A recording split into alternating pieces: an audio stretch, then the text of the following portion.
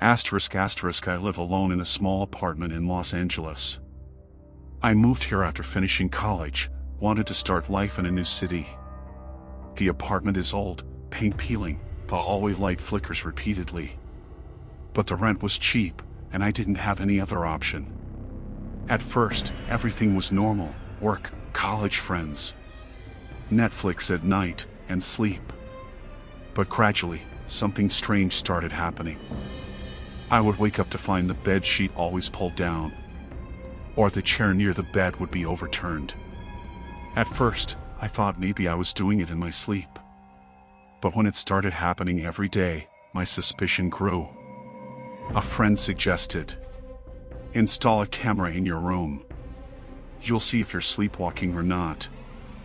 I agreed, ordered a cheap camera from Amazon, and placed it on the wall in front of the bed. First night, turned on the camera, and slept peacefully.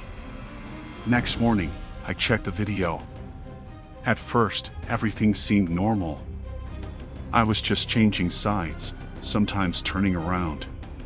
But then a moment came.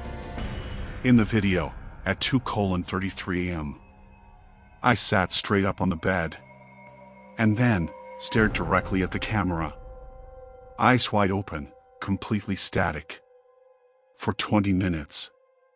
No blinking. No movement. Just staring. Then, as soon as I lay back down, I fell asleep again. I thought it was a one-time thing. But the next night, the same scene happened again. I woke up, started looking at the camera. But this time, my lips were moving slightly, as if I was saying something. But there was no sound on the video. I zoomed in to watch. It felt like I was repeating the same thing. A name, or some phrase. I got scared. Googled it, checked Reddit threads. And there, people were writing, in old apartments across the USA, these things happen. And they just dismiss it as sleepwalking. I tried to stay calm. But on the third night, everything changed. The camera was running. Around 2:40 a.m. I got up from the bed. Slowly, I approached the camera and stopped right in front of the lens. Eyes wide open, face completely blank. Then I bent down and said something. And at that very moment, the screen fully distorted, static filled the footage. When the static cleared, I was back on the bed, as if nothing had happened. But, for a single second, before the static, another face reflected in the lens. It wasn't my face. Wrinkled, old, with a creepy smile, staring at me from behind the camera. That night, I couldn't sleep. Kept watching the video repeatedly on my laptop, zooming in. And that same face appeared from every angle. I panicked, thought about calling the police. But what would I even say? That my camera captured someone else. Would the police even take it seriously? I doubted it. At 5 a.m., still awake. And then, something else happened. While sitting on the bed, I felt someone moving inside the room. Step by step, faint footsteps, on the wooden floor. Turned on the light, the room was empty. Just one thing was different. The camera that was mounted on the wall was now fallen on the floor. Battery completely drained. And a deep scratch on the lens, as if someone had clawed it forcefully. I just froze. And then, heard the lift ding from the hallway. My apartment is on the 6th floor. At 5:13 a.m., no one uses the lift at that hour. But I could hear footsteps, slowly approaching my door. I just froze, listening. At first, a faint silence. Then someone slowly jiggled the handle. Click, click. As if checking the lock. My breathing sped up. I didn't look at the door, just hid in the corner of the bed and picked up my phone. But the screen only showed no service. My apartment is in the center of Los Angeles, on the 6th floor. No service doesn't even make sense here. Yet, the signal was completely dead. The handle stopped moving. And the footsteps retreated. I thought maybe someone had left. But at that moment, the camera lying on the floor suddenly turned on. The red light started blinking. And even without starting recording, static appeared on the screen. Within the static, a figure became visible. Outside the door, someone was standing, directly in front of my door. Their face was blurred, only a silhouette visible. And they just swayed, as if shaking. My body went numb. I just closed my eyes and waited, hoping morning would come. When I opened my eyes again, it was 6:30 a.m. Sunlight was barely coming through the curtains. And under the door, a shadow was still visible. I slowly got up and went to the peephole. And what I saw, the ground beneath my feet seemed to slip away. In the peephole, no one else. I was standing there myself. Exactly the same clothes. Exactly the same expression. Staring straight into the peephole. I fell backward, heart pounding, and stepped away from the peephole. Then, a knock came from inside the room. From behind the door. As if someone was trying to come out from inside. I was about to scream, but no sound came out. My breathing caught. And then, the camera's red light stopped blinking. The entire room went completely dead silent. I slowly sat in the corner of the bed. And just waited for morning to come. For 2 days, I didn't sleep alone in the room. Just stayed in the living room with the lights on. But on the 3rd night, everything returned. Footsteps. Handle moving. And in the static, that same blurred face. I decided I had to get out of that place. The next morning, I called the landlord. Told them I was leaving the apartment. Their voice was calm. But what they said sent chills down my spine. You're not the first person to run from there. The last 3 tenants left the same way. All of them said, someone else is in the apartment at night. I hung up the phone, packed my bag and left the apartment without looking back. Never went near that old Los Angeles building again. Even today, whenever I muster the courage to watch the video, I see my reflection in the static. But the reflection is always smiling. While watching the video, I never smile myself. I had just moved into an old rented house in Ohio. After finishing college, I needed a cheap place. The rent was low, and the landlord told me the basement was only for storage. The basement always felt a little strange, the air was heavy, and sometimes it seemed like faint noises were coming from down there.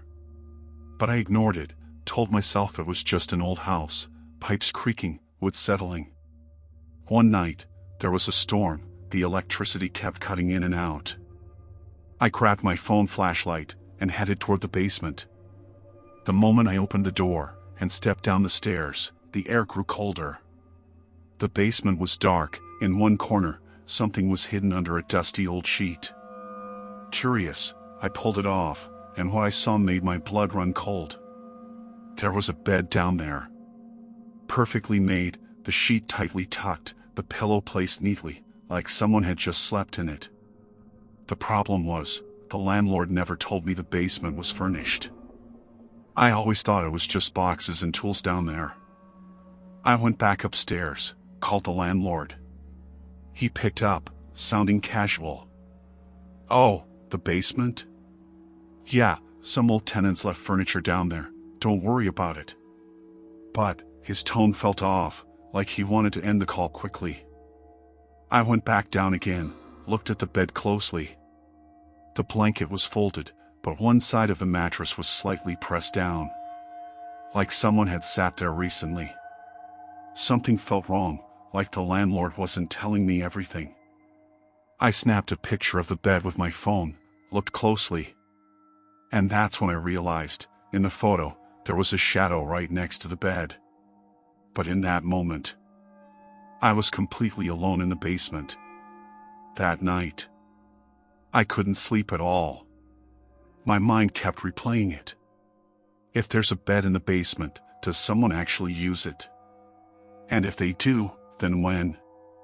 The next day, I decided I couldn't ignore this. I ordered a cheap indoor security camera from Amazon, one with motion detection. I set it up in the stairwell, pointed directly at the basement door. The first night's recording, when I checked in the morning. Nothing too strange, except for one moment, at exactly 3:15 a.m. The mic picked up faint breathing, heavy, with a slight cough. But on the video, the basement door stayed shut, no movement recorded. I kept thinking one thing over and over. Is someone living in my basement? The next night, I left the camera running again. And when I checked the footage the following morning, chills went straight down my spine. At exactly 2:47 a.m., the basement door slowly creaked open. And for just a second, the camera caught a faint white reflection. Like someone's face, peeking from inside the doorway. And then, the door shut again. I replayed it over and over, zoomed in, froze the frame. And I could see it clearly, a face, pale, wrinkled, completely expressionless. That's when it hit me. This wasn't just an old forgotten bed. There was someone, or something, still down there. The whole day I was disturbed. Even when I went to college, I couldn't focus on lectures. That camera frame kept flashing in my head. That pale face, the one that appeared for just a second. I decided, the next day I would open the basement and do a full search. That evening, when I came home, I went down with a baseball bat in my hand. The basement was completely quiet. The bed was still there, blanket tucked tight, pillow neatly set. But this time, I noticed something else. A faint smell, coming from under the bed. Something damp, and something metallic. I pointed my flashlight underneath, and what I saw froze my blood. There was an old duffel bag under the bed. The zipper half open, inside were clothes, and an old wallet. I opened the wallet, and inside was an American ID. On that ID was the same pale face, the exact man from the camera reflection. The ID had expired, back in 1996. I zipped the bag shut again, and immediately called the landlord. I said, "What the hell is this? There's a bed in the basement, a bag, and an ID of some dead guy." The landlord was silent at first, then slowly said, "I'll meet you tomorrow, we can't talk about this on the phone." And then, he hung up. I was shaken even more. That night, I decided. I placed the camera directly in front of the bed, so I could finally get proof of what was happening down there. I set up the camera, went upstairs to my room. And around 3:10 a.m., the thing I feared the most happened. The basement door creaked open. A shadow walked inside, moving straight to the bed. The camera captured it clearly, a man. Pale, wrinkled face. He sat down on the edge of the bed, adjusted the blanket. And then, he looked straight into the camera. My breath nearly stopped. He stared directly into the lens, gave a faint smile. Then he leaned closer, right up to the camera, and whispered a soft puff, blowing into it. The video cut into static. The next morning, when I checked the footage, the very last frame was crystal clear. That man, crawling out from under a bed. But my blood froze solid. Because I had set the camera in the basement. Yet the last frame was from inside my bedroom. The basement bed now lies empty. But I know he lives in my room now,